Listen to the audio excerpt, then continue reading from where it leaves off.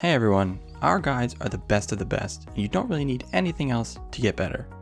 But breaking down your own gameplay and learning from it is super important as well.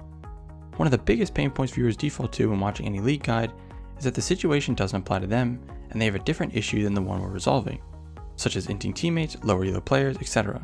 This is why team games are less painful than solo games, like StarCraft. Lose a game there and there's nobody to blame but yourself. Look at a replay and you know exactly what to look for and find it much easier to identify your mistakes. In League of Legends, it's natural to pay attention to your teammates' mistakes instead of your own, which over time makes it hard to tell what you've actually done wrong when you're finally ready to admit your own mistakes. We have a psychology course that focuses on a lot of this stuff, and in this special guide, we're going to break down a step-by-step process of how I as a challenger approach my own gameplay to identify mistakes with the correct remedy at hand. The game we're going to use is from my Diamond 1 Smurf, where I'm playing Graves mid. Before getting into the gameplay, let's quickly go over the matchup. I'm playing Graves mid versus Malz. Graves is a range AD bruiser versus Malz a range AP control mage. Graves has more wave clear and more burst damage, while Malz can win through small poke trades. And before we go any further, don't worry, this video will hardly have anything to do with Graves, and the concepts can be applied to any champion. Now, you might be thinking, really, Graves mid? This is trolling. This gets me into one of my first important messages for all of you, that it is very, very rare that the champion you choose loses you the game. And what I mean by this is, your gameplay and decision making will always be the case. I personally play a lot of off-meta stuff like Alawi mid or Vi mid and Challenger, so if it works there, it works anywhere. Basically, when you're breaking down your own games, trying to figure out why you lost, your first thought should never be, we lost because I picked a certain champion, maybe I should have picked this one. Or, I'm not climbing because I play these champions, what other champion should I pick? If you're not good at that champion, then it's a different story. But anyways, my missions for this lane are, Mission 1, push the wave. Graves has more wave clear, so I want to be pushing for pressure. Mission 2, look for burst trades. After pushing, I want to use my burst trade advantage with Electrocute to chunk Malzahar as much as I can. And then Mission 3, maintain pressure without dying. While pushing, it makes Malz have to use his abilities to farm, and gives me constant mid priority, which is very important. Alright, let's get into the gameplay. At the start of the game, we have one of those awfully annoying situations that we all experience, where the enemy invades your jungler's buff and you're not sure what to do. If you help them, you can die and lose your lane, and if you don't, they might quit the game or rage or just get really behind. Let's see how I handle it. I head over, since we definitely are stronger at level 1, as Lucian, Graves, Senna, and Teemo versus Gragas, Malzahar, Bard, and Kai'Sa. First, let's see what happens, then we'll rewind and break it down.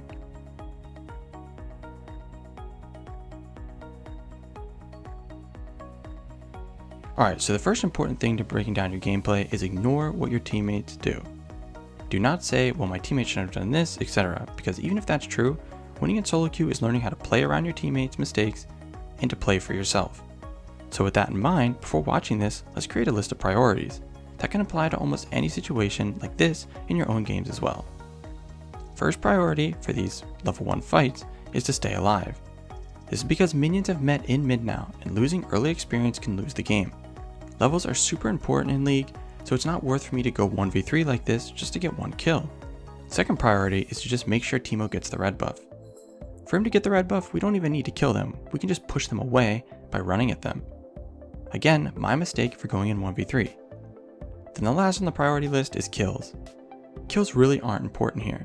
The kills come if the enemy overstays, so it's better to just stay alive and protect the red, and if they greed for it, we'll kill them. Alright, so what should I have done? I want you to think about it first, because I have a good idea on what most of you will focus on.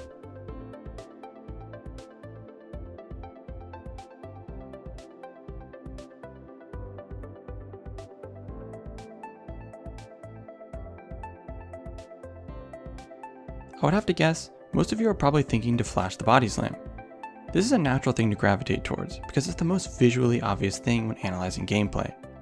With more thought, and the knowledge that correct decision making is the key to climbing, microplays are much less important than the decision I made to rush into this fight. Sometimes microplays can be the only difference, but it's just really rare. So the right play here is to just realize I can play slower and more patient.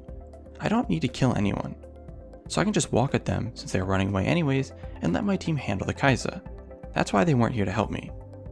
If I play slow, there's no way they can kill me, and then they all get screwed for the early game. Gragas is going to start a buff really late with no leash and no health. Malzahar will miss CS in mid and have to use his potions already. I know what you might be thinking though, what if they are invading and you actually lose the fights level 1? and your teammates stick around and try to fight it anyway. What do? It's easy, think of the priority list. First priority is to stay alive. If you don't win the level 1 fight, just go to mid lane and don't bother helping. You can't do anything about the red buff. Alright, let's move on now as I come out of base and head to mid, missing the first few CS and don't have a potion or any summoner spells. As I get to lane, the wave is pushing to me, so I start auto attacking minions to get level 2 and start pushing the other way for mission 1. While doing this, Teemo comes from top to gank and we just barely miss the kill on Malz. He has TP though, so he actually doesn't miss much from this. But since the wave is pushing to me, I'm not going to shove and I'm going to let the enemy wave kill my wave to deny Malz some CS until he teleports. But since my Teemo is invading the enemy Gragas red buff, and I denied some CS already, I start pushing so I can have priority to help him on the invade. The most important thing here is to crash the wave on the tower. This keeps Malzahar there to farm it, and I don't miss any CS. I'm free to move wherever I want. Since Teemo was invading Gragas red and Gragas never showed up, I go to put a ward bot side. As I do that, Gragas shows up invading Teemo at blue, so I start heading over. Just like before, let's see what happens, then break it down.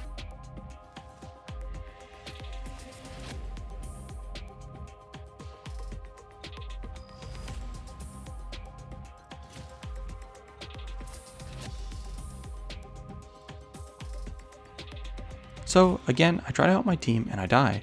If we rewind though to after I warded bot and Teemo was getting invaded, first look at top lane.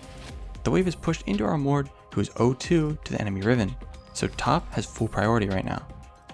Also, if we look at Teemo, he's level 2 with no mana and less health than Gragas who's level 3, so obviously we won't win this fight. I actually did know these two things before going in. My plan was to act like I was heading over, then kill the Malzahar in the river since he had no flash. But because I didn't have Ignite, I wasn't even close to killing him fast enough before Riven and Gragas show up. So what was the right play here? Think about it yourself first like before.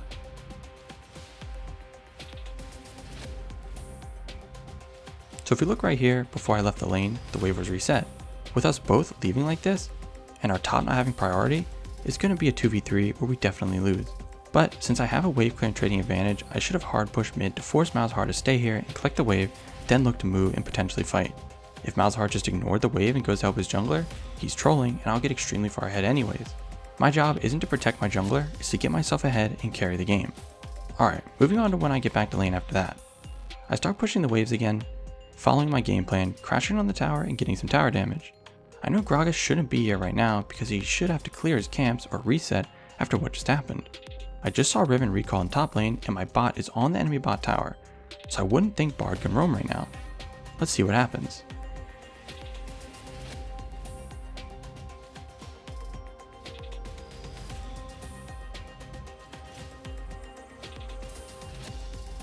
Alright, what do you think were the mistakes here? Just like before, we're going to give you some time to think about it.